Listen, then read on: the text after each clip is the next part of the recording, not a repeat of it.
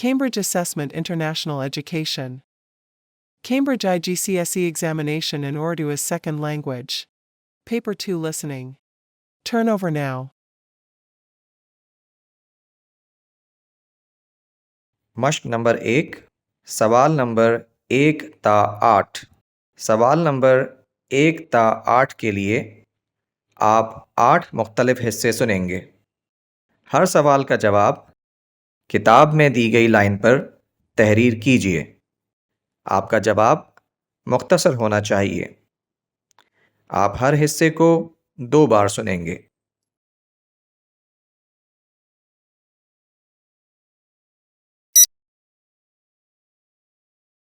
سوال نمبر 1۔ السلام علیکم، میرا نام بدر ہے جناب۔ ہم آپ کے یہاں سے پرسوں یہ قالین لے کر گئے تھے، لیکن ہمیں اسے تبدیل کروانا ہے۔ ہمیں نیلے رنگ کا قالین چاہیے۔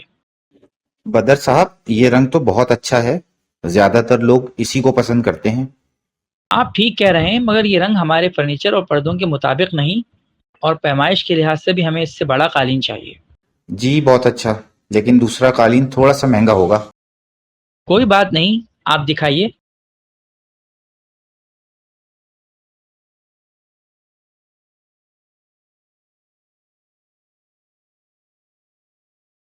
سوال نمبر 1۔ السلام علیکم، میرا نام بدر ہے جناب۔ ہم آپ کے یہاں سے پرسوں یہ قالین لے کر گئے تھے، لیکن ہمیں اسے تبدیل کروانا ہے۔ ہمیں نیلے رنگ کا قالین چاہیے۔ بدر صاحب، یہ رنگ تو بہت اچھا ہے، زیادہ تر لوگ اسی کو پسند کرتے ہیں۔ آپ ٹھیک کہہ رہے ہیں، مگر یہ رنگ ہمارے فرنیچر اور پردوں کے مطابق نہیں، اور پیمائش کے لحاظ سے بھی ہمیں اس سے بڑا قالین چاہیے۔ جی بہت اچھا، لیکن دوسرا قالین تھوڑا سا مہنگا ہوگا۔ کوئی بات نہیں، آپ دکھائیے۔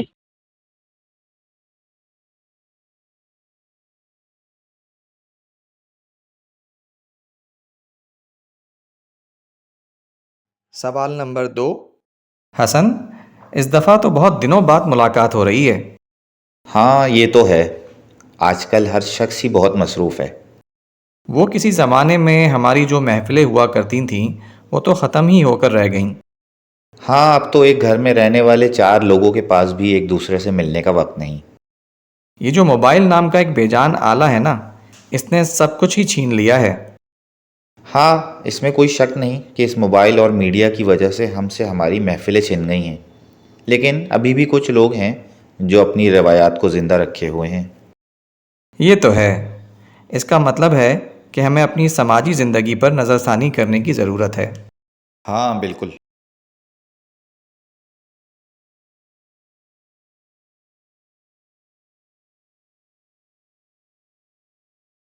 سوال نمبر 2۔ حسن، اس دفعہ تو بہت دنوں بعد ملاقات ہو رہی ہے۔ ہاں یہ تو ہے، آج کل ہر شخص ہی بہت مصروف ہے۔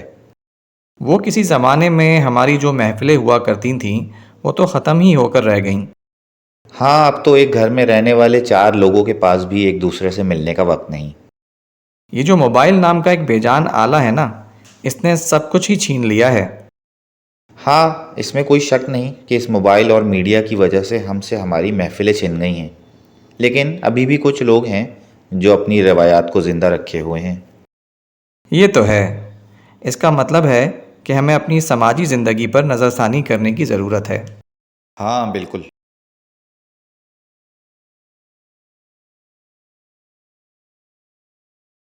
سوال نمبر 3۔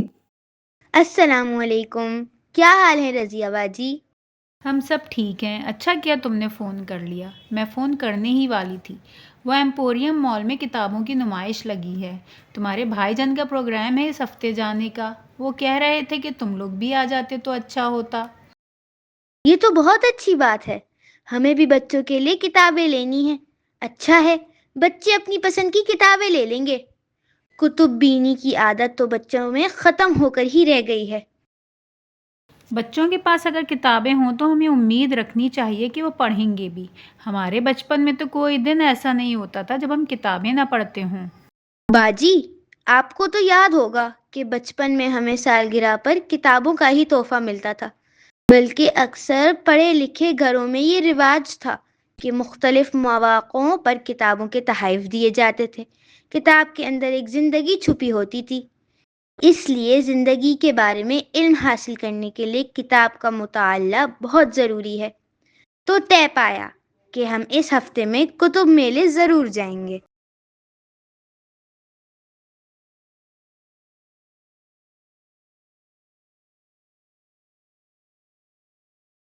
سوال نمبر 3۔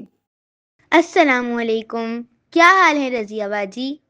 ہم سب ٹھیک ہیں، اچھا کیا تم نے فون کر لیا، میں فون کرنے ہی والی تھی۔ وہ ایمپوریم مال میں کتابوں کی نمائش لگی ہے، تمہارے بھائی جان کا پروگرام ہے اس ہفتے جانے کا، وہ کہہ رہے تھے کہ تم لوگ بھی آ جاتے تو اچھا ہوتا۔ یہ تو بہت اچھی بات ہے، ہمیں بھی بچوں کے لیے کتابیں لینی ہیں۔ اچھا ہے، بچے اپنی پسند کی کتابیں لے لیں گے۔ کتب بینی کی عادت تو بچوں میں ختم ہو کر ہی رہ گئی ہے۔ بچوں کے پاس اگر کتابیں ہوں تو ہمیں امید رکھنی چاہیے کہ وہ پڑھیں گے بھی۔ ہمارے بچپن میں تو کوئی دن ایسا نہیں ہوتا تھا جب ہم کتابیں نہ پڑھتے ہوں۔ باجی، آپ کو تو یاد ہوگا کہ بچپن میں ہمیں سالگرہ پر کتابوں کا ہی تحفہ ملتا تھا، بلکہ اکثر پڑھے لکھے گھروں میں یہ رواج تھا کہ مختلف مواقعوں پر کتابوں کے تحائف دیے جاتے تھے۔ کتاب کے اندر ایک زندگی چھپی ہوتی تھی، اس لیے زندگی کے بارے میں علم حاصل کرنے کے لیے کتاب کا مطالعہ بہت ضروری ہے۔ تو طے پایا کہ ہم اس ہفتے میں کتب میلے ضرور جائیں گے۔ سوال نمبر 4۔ زین، آپ فارغ وقت میں کیا کرتے ہیں؟ میں فارغ وقت میں مصوری کرتا ہوں۔ تو آپ کس طرح کی مصوری کرتے ہیں؟ مجھے فطرت کو دیکھنا اور فطرت کے قریب رہنا پسند ہے، اس لیے میں اپنی تصویروں میں بھی فطرت کی ہی عکاسی کرتا ہوں۔ فطرت سے محبت کی وجہ سے میں سفر نامے بھی پڑھتا ہوں۔ یہ تو بہت اچھی بات ہے۔ فارغ وقت میں میرا مشغلہ تو بس تاریخی کتابیں پڑھنا ہے۔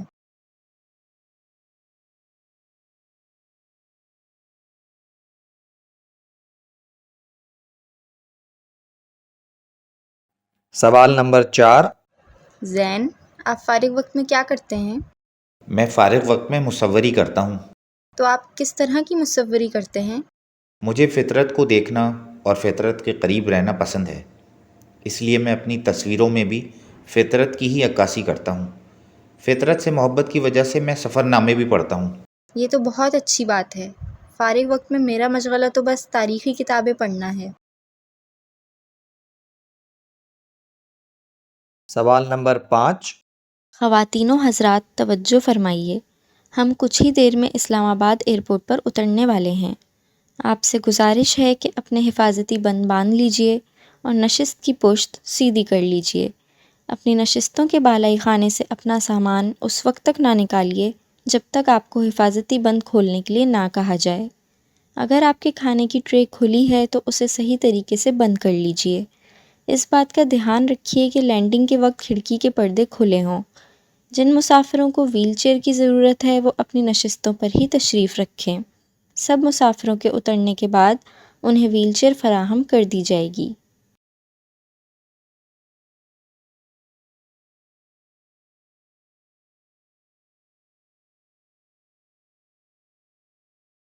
سوال نمبر 5۔ خواتین و حضرات توجہ فرمائیے، ہم کچھ ہی دیر میں اسلام آباد ایئرپورٹ پر اترنے والے ہیں۔ آپ سے گزارش ہے کہ اپنے حفاظتی بند باندھ لیجئے اور نشست کی پشت سیدھی کر لیجئے۔ اپنی نشستوں کے بالائی خانے سے اپنا سامان اس وقت تک نہ نکالیے جب تک آپ کو حفاظتی بند کھولنے کے لیے نہ کہا جائے۔ اگر آپ کے کھانے کی ٹرے کھلی ہے تو اسے صحیح طریقے سے بند کر لیجئے۔ اس بات کا دھیان رکھیے کہ لینڈنگ کے وقت کھڑکی کے پردے کھلے ہوں۔ جن مسافروں کو ویل چیئر کی ضرورت ہے وہ اپنی نشستوں پر ہی تشریف رکھیں۔ سب مسافروں کے اترنے کے بعد انہیں ویل چیئر فراہم کر دی جائے گی۔ سوال نمبر 6۔ خواتین و حضرات، آج 2 مارچ بروز ہفتہ موسم کی رپورٹ حاضر خدمت ہے۔ آج مجموعی طور پر موسم شدید ابرآلود رہے گا۔ ملک کے شمالی اور وسطی علاقوں میں گرج چمک کے ساتھ شدید بارش کا امکان ہے۔ لاہور، کراچی اور ملتان میں بھی آندھی کے ساتھ شدید بارش کا امکان ہے، جبکہ لاہور اور وسطی پنجاب سمیت شمالی مغربی علاقوں میں ژالہ باری کے ساتھ ساتھ شدید بارش متوقع ہے۔ مری اور اس کے بالائی علاقوں میں رات سے ہی شدید برف باری کا سلسلہ جاری ہے اور مزید 24 گھنٹے تک جاری رہے گا۔ سیاحوں سے گزارش ہے کہ مری کے بیجا سفر سے گریز کریں۔ خیبر پختونخوا اور ملک کے اکثر علاقوں میں سردی کی ایک نئی لہر کا امکان ہے۔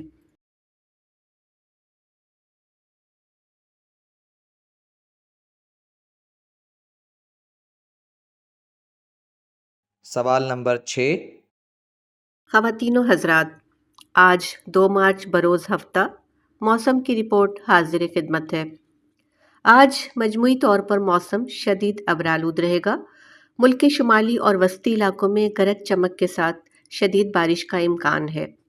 لاہور، کراچی اور ملتان میں بھی آندھی کے ساتھ شدید بارش کا امکان ہے، جبکہ لاہور اور وسطی پنجاب سمیت شمالی مغربی علاقوں میں ژالہ باری کے ساتھ ساتھ شدید بارش متوقع ہے۔ مری اور اس کے بالائی علاقوں میں رات سے ہی شدید برف باری کا سلسلہ جاری ہے اور مزید 24 گھنٹے تک جاری رہے گا۔ سیاحوں سے گزارش ہے کہ مری کے بیجا سفر سے گریز کریں۔ خیبر پختونخوا اور ملک کے اکثر علاقوں میں سردی کی ایک نئی لہر کا امکان ہے۔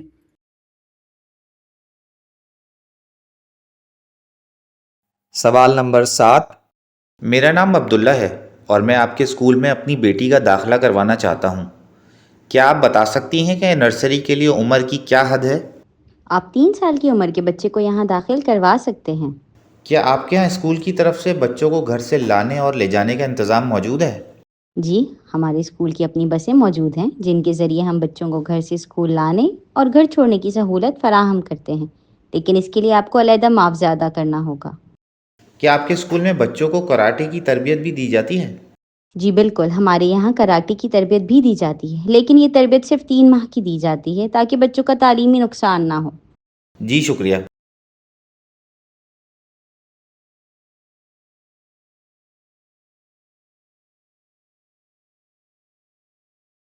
سوال نمبر 7۔ میرا نام عبداللہ ہے اور میں آپ کے اسکول میں اپنی بیٹی کا داخلہ کروانا چاہتا ہوں۔ کیا آپ بتا سکتی ہیں کہ نرسری کے لیے عمر کی کیا حد ہے؟ آپ 3 سال کی عمر کے بچے کو یہاں داخل کروا سکتے ہیں۔ کیا آپ کے یہاں اسکول کی طرف سے بچوں کو گھر سے لانے اور لے جانے کا انتظام موجود ہے؟ جی، ہمارے اسکول کی اپنی بسیں موجود ہیں جن کے ذریعے ہم بچوں کو گھر سے اسکول لانے اور گھر چھوڑنے کی سہولت فراہم کرتے ہیں، لیکن اس کے لیے آپ کو علیحدہ معاوضہ ادا کرنا ہوگا۔ کیا آپ کے اسکول میں بچوں کو کراٹے کی تربیت بھی دی جاتی ہے؟ جی بالکل، ہمارے یہاں کراٹے کی تربیت بھی دی جاتی ہے، لیکن یہ تربیت صرف 3 ماہ کی دی جاتی ہے تاکہ بچوں کا تعلیمی نقصان نہ ہو۔ جی شکریہ۔ سوال نمبر 8۔ رابعہ، امتحان کی تیاری کیسی چل رہی ہے؟ عائشہ، تیاری تو میں کر چکی ہوں، اب بس دہرا رہی ہوں۔ تمہاری تیاری کیسی چل رہی ہے؟ میری تیاری تو ٹھیک ہے، لیکن انگریزی کی استانی کہتی ہیں کہ مجھے لکھائی پر توجہ کی بہت زیادہ ضرورت ہے۔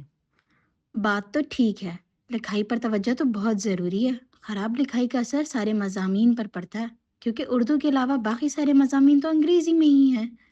ہاں، میں کوشش کر رہی ہوں کہ جلد از جلد اپنی لکھائی ٹھیک کر لوں۔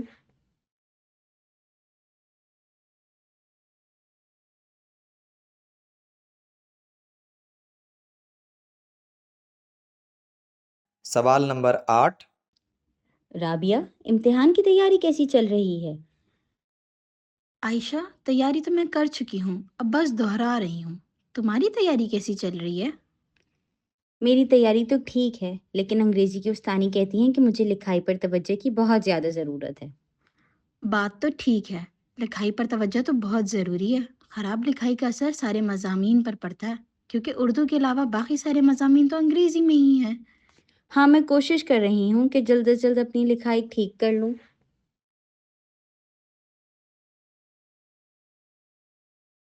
مشق نمبر 1 ختم ہوئی۔ اب آپ تھوڑی دیر میں مشق نمبر 2 سنیں گے، لہٰذا کتاب میں دیے گئے مشق نمبر 2 کے سوالات غور سے پڑھیے۔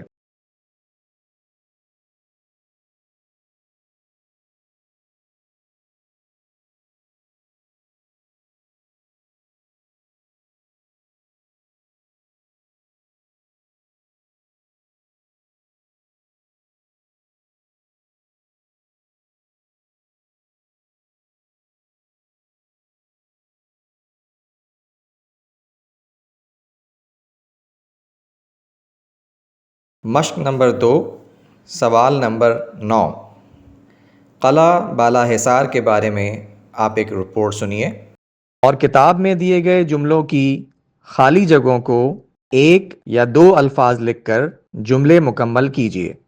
آپ یہ رپورٹ 2 بار سنیں گے۔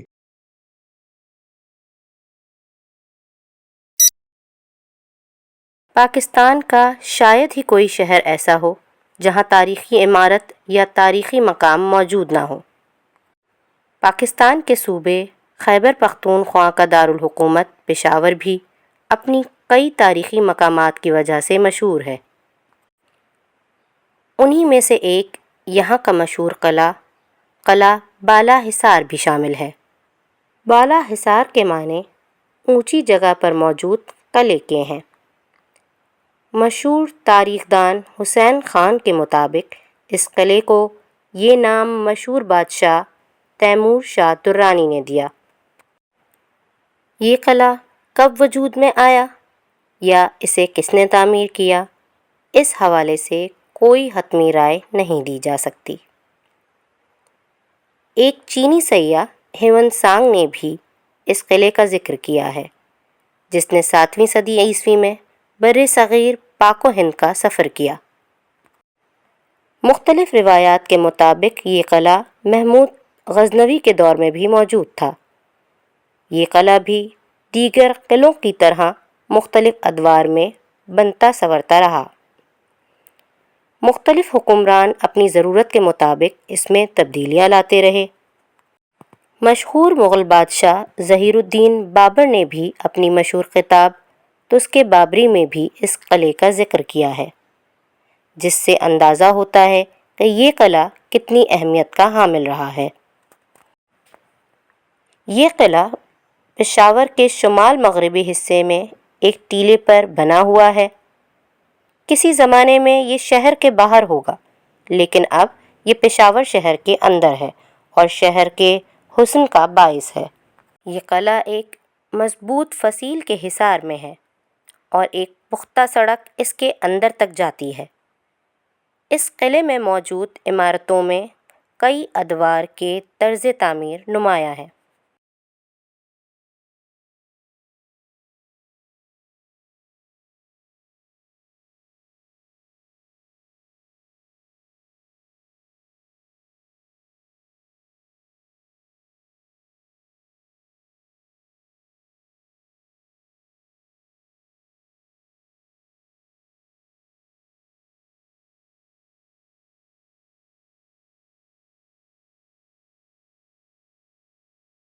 اب آپ یہ رپورٹ دوبارہ سنیے۔ پاکستان کا شاید ہی کوئی شہر ایسا ہو جہاں تاریخی عمارت یا تاریخی مقام موجود نہ ہو۔ پاکستان کے صوبے خیبر پختونخوا کا دارالحکومت پشاور بھی اپنی کئی تاریخی مقامات کی وجہ سے مشہور ہے۔ انہی میں سے ایک یہاں کا مشہور قلعہ بالا حصار بھی شامل ہے۔ بالا حصار کے معنی اونچی جگہ پر موجود قلعے کے ہیں۔ مشہور تاریخ دان حسین خان کے مطابق اس قلعے کو یہ نام مشہور بادشاہ تیمور شاہ درانی نے دیا۔ یہ قلعہ کب وجود میں آیا یا اسے کس نے تعمیر کیا، اس حوالے سے کوئی حتمی رائے نہیں دی جا سکتی۔ ایک چینی سیاح ہیون سانگ نے بھی اس قلعے کا ذکر کیا ہے، جس نے 7ویں صدی عیسوی میں بر صغیر پاک و ہند کا سفر کیا۔ مختلف روایات کے مطابق یہ قلعہ محمود غزنوی کے دور میں بھی موجود تھا۔ یہ قلعہ بھی دیگر قلعوں کی طرح مختلف ادوار میں بنتا سنورتا رہا۔ مختلف حکمران اپنی ضرورت کے مطابق اس میں تبدیلیاں لاتے رہے۔ مشہور مغل بادشاہ ظہیر الدین بابر نے بھی اپنی مشہور کتاب تذکرہ بابری میں بھی اس قلعے کا ذکر کیا ہے، جس سے اندازہ ہوتا ہے کہ یہ قلعہ کتنی اہمیت کا حامل رہا ہے۔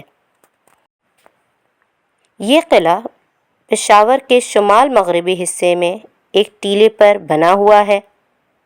کسی زمانے میں یہ شہر کے باہر ہوگا، لیکن اب یہ پشاور شہر کے اندر ہے اور شہر کے حسن کا باعث ہے۔ یہ قلعہ ایک مضبوط فصیل کے حصار میں ہے اور ایک پختہ سڑک اس کے اندر تک جاتی ہے۔ اس قلعے میں موجود عمارتوں میں کئی ادوار کے طرز تعمیر نمایاں ہیں۔ مشق نمبر 2 ختم ہوئی۔ اب آپ تھوڑی دیر میں مشق نمبر 3 سنیں گے، لہٰذا کتاب میں دیے گئے مشق نمبر 3 کے سوالات غور سے پڑھیے۔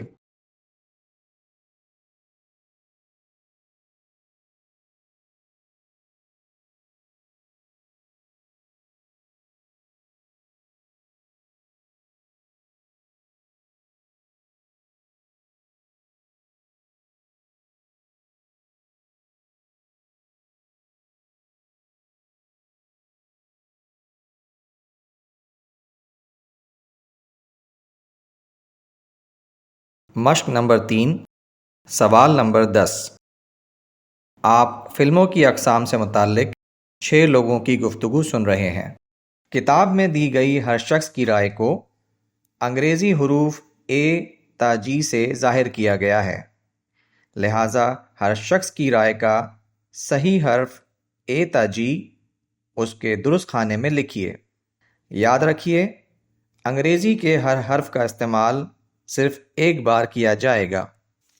انگریزی کا ایک حرف اضافی ہے جسے استعمال کرنے کی ضرورت نہیں۔ آپ یہ گفتگو 2 بار سنیں گے۔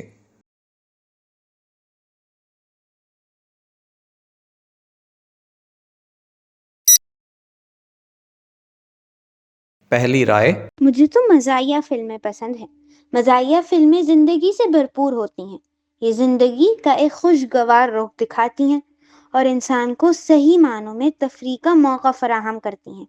مزاحیہ فلم دیکھ کر انسان کا دل بوجھل نہیں ہوتا، بلکہ وہ خود کو خوش و خرم محسوس کرتا ہے۔ دوسری رائے، مجھے تاریخی فلمیں دیکھنا پسند ہے۔ تاریخی فلمیں حقیقت پر مبنی ہوتی ہیں اور ان کے ذریعے ہمیں ان لوگوں کے بارے میں پتہ چلتا ہے جو ہم سے پہلے یہاں اپنی پوری شان و شوکت کے ساتھ حکومت کرتے رہے ہیں۔ ان فلموں کے ذریعے وقت کے ساتھ ساتھ بدلتے ہوئے تہذیب و تمدن کا بھی پتہ چلتا ہے۔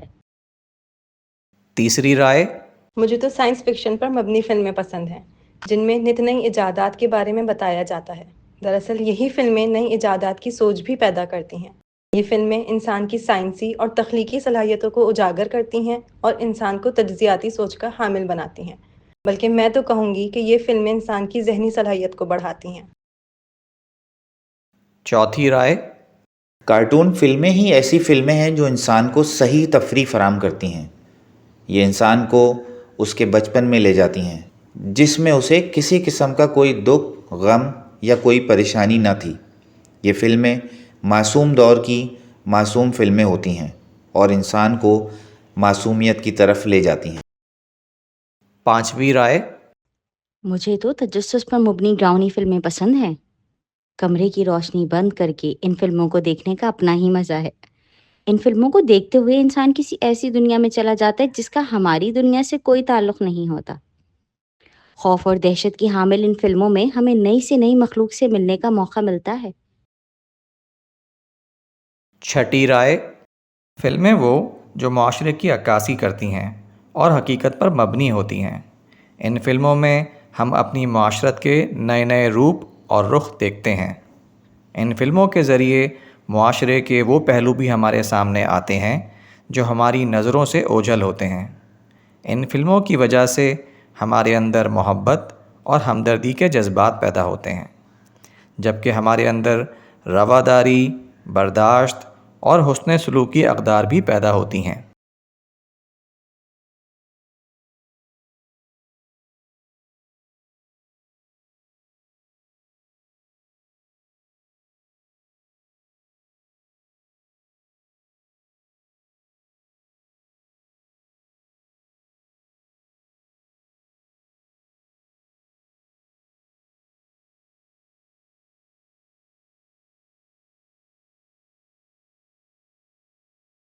اب آپ یہ گفتگو دوبارہ سنیے۔ پہلی رائے، مجھے تو مزاحیہ فلمیں پسند ہیں۔ مزاحیہ فلمیں زندگی سے بھرپور ہوتی ہیں۔ یہ زندگی کا ایک خوشگوار رخ دکھاتی ہیں اور انسان کو صحیح معنوں میں تفریح کا موقع فراہم کرتی ہیں۔ مزاحیہ فلم دیکھ کر انسان کا دل بوجھل نہیں ہوتا، بلکہ وہ خود کو خوش و خرم محسوس کرتا ہے۔ دوسری رائے؟ مجھے تاریخی فلمیں دیکھنا پسند ہے۔ تاریخی فلمیں حقیقت پر مبنی ہوتی ہیں اور ان کے ذریعے ہمیں ان لوگوں کے بارے میں پتہ چلتا ہے جو ہم سے پہلے یہاں اپنی پوری شان و شوکت کے ساتھ حکومت کرتے رہے ہیں۔ ان فلموں کے ذریعے وقت کے ساتھ ساتھ بدلتے ہوئے تہذیب و تمدن کا بھی پتہ چلتا ہے۔ تیسری رائے؟ مجھے تو سائنس فکشن پر مبنی فلمیں پسند ہیں جن میں نت نئی ایجادات کے بارے میں بتایا جاتا ہے۔ دراصل یہی فلمیں نئی ایجادات کی سوچ بھی پیدا کرتی ہیں۔ یہ فلمیں انسان کی سائنسی اور تخلیقی صلاحیتوں کو اجاگر کرتی ہیں اور انسان کو تجزیاتی سوچ کا حامل بناتی ہیں، بلکہ میں تو کہوں گی کہ یہ فلمیں انسان کی ذہنی صلاحیت کو بڑھاتی ہیں۔ چوتھی رائے؟ کارٹون فلمیں ہی ایسی فلمیں ہیں جو انسان کو صحیح تفریح فراہم کرتی ہیں۔ یہ انسان کو اس کے بچپن میں لے جاتی ہیں جس میں اسے کسی قسم کا کوئی دکھ، غم یا کوئی پریشانی نہ تھی۔ یہ فلمیں معصوم دور کی معصوم فلمیں ہوتی ہیں اور انسان کو معصومیت کی طرف لے جاتی ہیں۔ پانچویں رائے؟ مجھے تو تجسس پر مبنی ڈراؤنی فلمیں پسند ہیں۔ کمرے کی روشنی بند کر کے ان فلموں کو دیکھنے کا اپنا ہی مزہ ہے۔ ان فلموں کو دیکھتے ہوئے انسان کسی ایسی دنیا میں چلا جاتا ہے جس کا ہماری دنیا سے کوئی تعلق نہیں ہوتا۔ خوف اور دہشت کی حامل ان فلموں میں ہمیں نئی سے نئی مخلوق سے ملنے کا موقع ملتا ہے۔ چھٹی رائے؟ فلمیں وہ جو معاشرے کی عکاسی کرتی ہیں اور حقیقت پر مبنی ہوتی ہیں۔ ان فلموں میں ہم اپنی معاشرت کے نئے نئے روپ اور رخ دیکھتے ہیں۔ ان فلموں کے ذریعے معاشرے کے وہ پہلو بھی ہمارے سامنے آتے ہیں جو ہماری نظروں سے اوجھل ہوتے ہیں۔ ان فلموں کی وجہ سے ہمارے اندر محبت اور ہمدردی کے جذبات پیدا ہوتے ہیں، جبکہ ہمارے اندر رواداری، برداشت اور حسن سلوکی اقدار بھی پیدا ہوتی ہیں۔ مشق نمبر 3 ختم ہوئی۔ اب آپ تھوڑی دیر میں مشق نمبر 4 سنیں گے، لہٰذا کتاب میں دیے گئے مشق نمبر 4 کے سوالات غور سے پڑھیے۔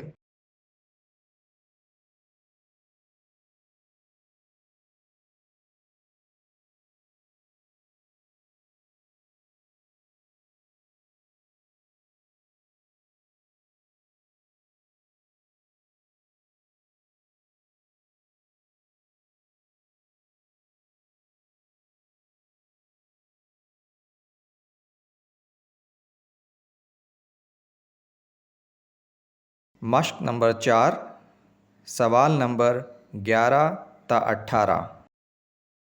آپ ریڈیو پر مشہور ڈرامہ نویس جناب اطہر علی کاظمی سے لیا گیا ایک انٹرویو سن رہے ہیں۔ کتاب میں دیے گئے ہر سوال کے ممکنہ جوابات A، B یا C میں سے صحیح جواب کے سامنے دیے گئے خانے میں درست کا نشان لگائیے۔ آپ یہ انٹرویو 2 بار سنیں گے۔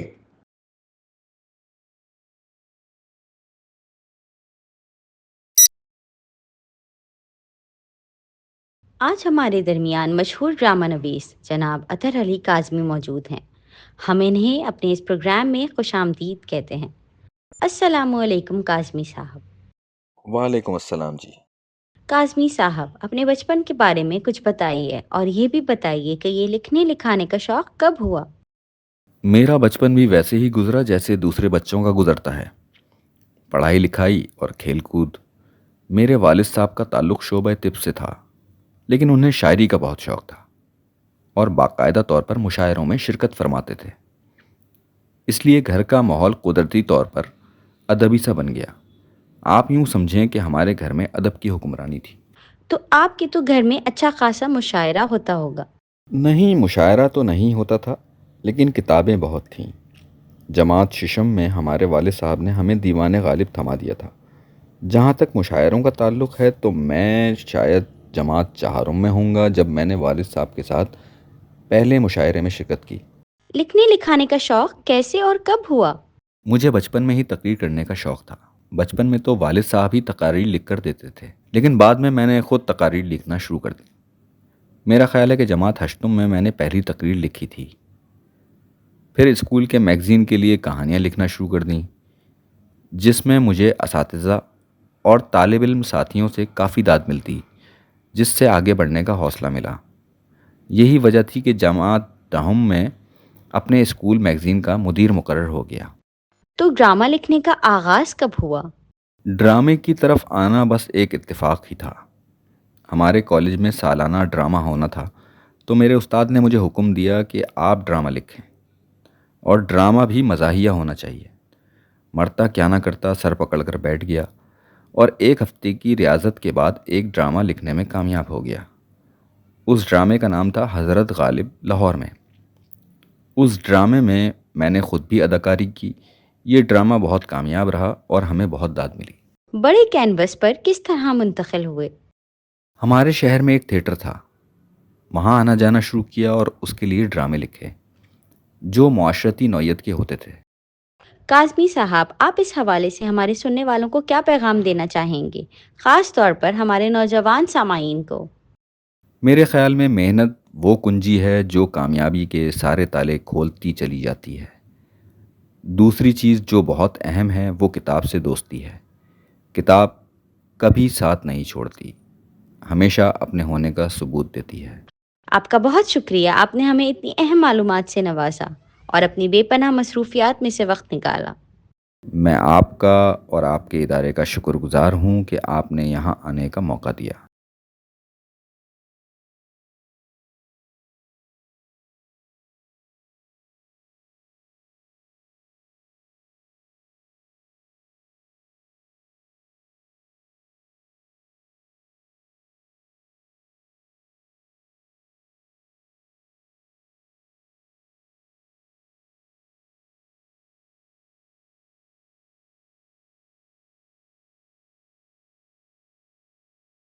اب آپ یہ انٹرویو دوبارہ سنیے. آج ہمارے درمیان مشہور ڈرامہ نویس جناب اطہر علی کاظمی موجود ہیں. ہم انہیں اپنے اس پروگرام میں خوش آمدید کہتے ہیں. السلام علیکم کاظمی صاحب. وعلیکم السلام جی. کاظمی صاحب، اپنے بچپن کے بارے میں کچھ بتائیے، اور یہ بھی بتائیے کہ یہ لکھنے لکھانے کا شوق کب ہوا؟ میرا بچپن بھی ویسے ہی گزرا جیسے دوسرے بچوں کا گزرتا ہے. پڑھائی لکھائی اور کھیل کود. میرے والد صاحب کا تعلق شعبہ طب سے تھا، لیکن انہیں شاعری کا بہت شوق تھا اور باقاعدہ طور پر مشاعروں میں شرکت فرماتے تھے. اس لیے گھر کا ماحول قدرتی طور پر ادبی سا بن گیا. آپ یوں سمجھیں کہ ہمارے گھر میں ادب کی حکمرانی تھی. تو آپ کے تو گھر میں اچھا خاصا مشاعرہ ہوتا ہوگا؟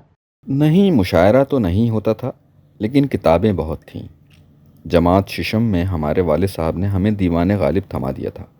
جہاں تک مشاعروں کا تعلق ہے تو میں شاید جماعت چہارم میں ہوں گا جب میں نے والد صاحب کے ساتھ پہلے مشاعرے میں شرکت کی. لکھنے لکھانے کا شوق کیسے اور کب ہوا؟ مجھے بچپن میں ہی تقریر کرنے کا شوق تھا. بچپن میں تو والد صاحب ہی تقاریر لکھ کر دیتے تھے، لیکن بعد میں نے خود تقاریر لکھنا شروع کر دی. میرا خیال ہے کہ جماعت ہشتم میں نے پہلی تقریر لکھی تھی. پھر اسکول کے میگزین کے لیے کہانیاں لکھنا شروع کر دیں، جس میں مجھے اساتذہ اور طالب علم ساتھیوں سے کافی داد ملتی، جس سے آگے بڑھنے کا حوصلہ ملا. یہی وجہ تھی کہ جماعت دہم میں اپنے اسکول میگزین کا مدیر مقرر ہو گیا. تو ڈرامہ لکھنے کا آغاز کب ہوا؟ ڈرامے کی طرف آنا بس ایک اتفاق ہی تھا. ہمارے کالج میں سالانہ ڈرامہ ہونا تھا، تو میرے استاد نے مجھے حکم دیا کہ آپ ڈرامہ لکھیں، اور ڈرامہ بھی مزاحیہ ہونا چاہیے. مرتا کیا نہ کرتا سر پکڑ کر بیٹھ گیا، اور ایک ہفتے کی ریاضت کے بعد ایک ڈرامہ لکھنے میں کامیاب ہو گیا. اس ڈرامے کا نام تھا حضرت غالب لاہور میں. اس ڈرامے میں نے خود بھی اداکاری کی. یہ ڈرامہ بہت کامیاب رہا اور ہمیں بہت داد ملی. بڑے کینوس پر کس طرح منتقل ہوئے؟ ہمارے شہر میں ایک تھیٹر تھا، وہاں آنا جانا شروع کیا اور اس کے لیے ڈرامے لکھے جو معاشرتی نوعیت کے ہوتے تھے. کاظمی صاحب، آپ اس حوالے سے ہمارے سننے والوں کو کیا پیغام دینا چاہیں گے، خاص طور پر ہمارے نوجوان سامعین کو؟ میرے خیال میں محنت وہ کنجی ہے جو کامیابی کے سارے تالے کھولتی چلی جاتی ہے. دوسری چیز جو بہت اہم ہے وہ کتاب سے دوستی ہے. کتاب کبھی ساتھ نہیں چھوڑتی، ہمیشہ اپنے ہونے کا ثبوت دیتی ہے۔ آپ کا بہت شکریہ، آپ نے ہمیں اتنی اہم معلومات سے نوازا اور اپنی بے پناہ مصروفیات میں سے وقت نکالا۔ میں آپ کا اور آپ کے ادارے کا شکر گزار ہوں کہ آپ نے یہاں آنے کا موقع دیا۔ لسننگ پریکٹس کی یہ ریکارڈنگ یہاں ختم ہوئی اور اس کے ساتھ ساتھ یہ امتحان بھی ختم ہوا۔ لسننگ پریکٹس کی مزید ریکارڈنگ سننے کے لیے ہماری ویب سائٹ www.bookmark.com.pk کا وزٹ کیجیے۔